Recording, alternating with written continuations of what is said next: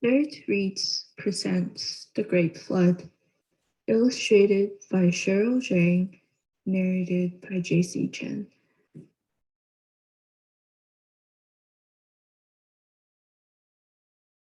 Once upon a time, there was a widow who had a child, and the child was a kind-hearted boy of whom everyone was fond. One day, he said to his grandmother, "All the other children have a grandmother, but I have none, and that makes me feel very sad." "We will hunt up a grandmother for you," said his mother. Now it once happened that an old beggar woman came to the house, who was very old and feeble. And when the child saw her, he said to her, "You shall be my grandmother." And he went to his mother and said, "There is a beggar woman outside, whom I want for my grandmother." And his mother was willing and called her into the house. So the old woman was very dirty. So the boy said to his mother, "Come, let us wash grandmother." And they washed the woman. But she had a great many burrs in her hair, so they picked them all out and put them in a jar, and they filled the whole jar. Then the grandmother said, "Do not throw them away, but bury them in the garden, and you must not dig them out again before the great flood comes." "When is the great flood coming?" asked the boy. "When the eyes of the two stone lions in front of the prison grow red, then the great flood will come," said the grandmother. So the boy went to look at the lions, but their eyes were not yet red. And the grandmother also said to him, "Make a little wooden ship and keep it in a little box." And the boy did. And he ran to the prison every day and looked at the lions, much to the astonishment of the people in the street. One day, as he passed the butcher's shop, the butcher asked him why he was always running to the lions. And the boy said, "When the lion's eyes grow red, then a great flood will come." But the butcher laughed at him. And the following morning, quite early, he took some chicken blood and rubbed it on the lion's eyes.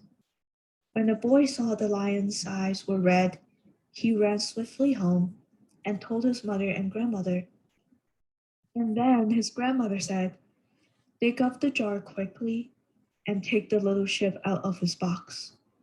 And when they dug up the jar, it was filled with the purest pearls, and the little ship grew larger and larger, like a real ship.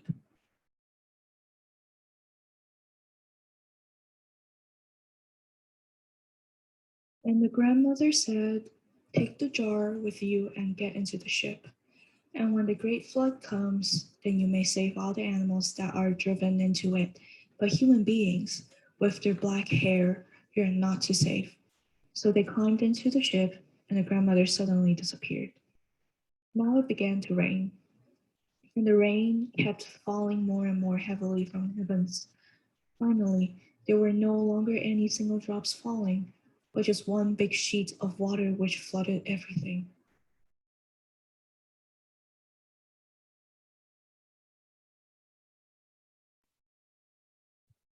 Then a dog came drifting along, and they saved him in their ship. Soon after came a pair of mice, with their little ones, loudly squeaking in their fear, and these they also saved. The water was already rising to the roofs of the house, and on one roof stood a cat, barking her back and meowing pitifully. They took the cat into the ship too.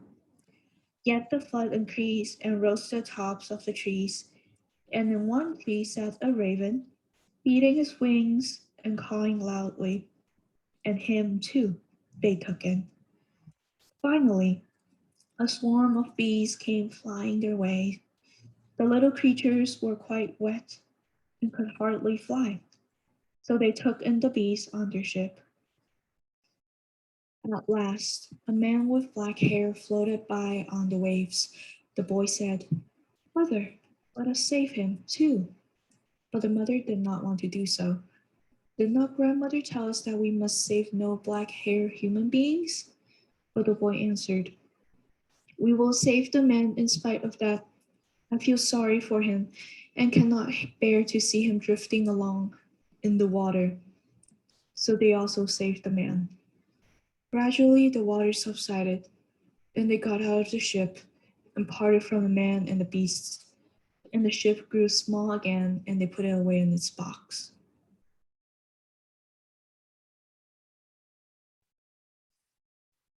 But the man was filled with a desire for the pearls.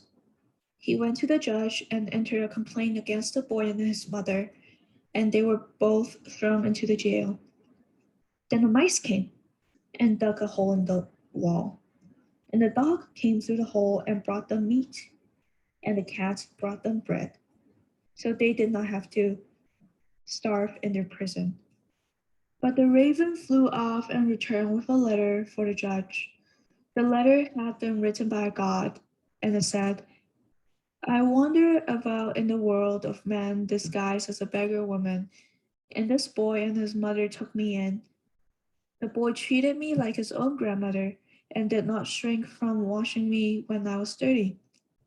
Because of this, I saved them out of the great flood by means of which I destroyed the sinful city wherein they dwelt.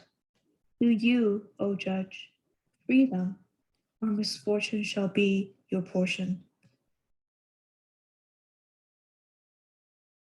So the judge had them brought before him and asked what they had done and how they had made their way through the flood.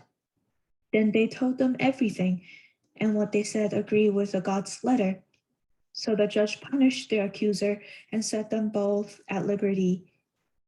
When the boy had grown up, he came to a city of many people, and it was said that the princess intended to take a husband. But in order to find the right man, she had veiled herself and seated herself in a litter, and she had the litter together with many others carried into the marketplace. In every litter sat the veiled woman, and the princess was in their midst. And whoever hit upon the right litter, he was to get the princess for his bride. So the youth went there too, and when he reached the marketplace, he saw the bees whom he had saved from the great flood, all swarming about a certain litter. Up he stepped to it, and sure enough, the princess was sitting in it. And then their wedding was celebrated, and they lived happily ever afterwards. The end. The Great Flood, a Chinese folk tale illustrated by Cheryl Jane, narrated by J.C. Chan.